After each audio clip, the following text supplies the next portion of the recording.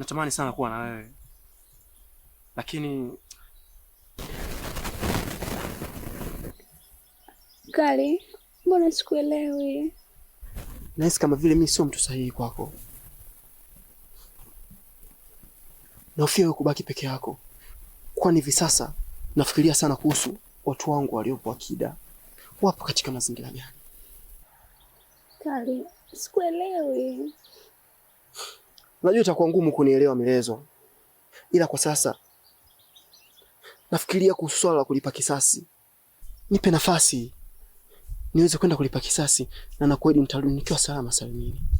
Isipokuwa nafikiria sana wewe kubaki peke yako. Nahofia sana, kwani watu ninaopambana nao ni watu hatari sana Milezo. Kali, huwezi kufa, kwani wewe bado ni shujaa. Ninakupenda. Nakupenda pia Milezo, ila nafurahia sana na nafarijika sana kama kipenzi cha moyo wangu umejua mimi ni shujaa. Hivyo basi,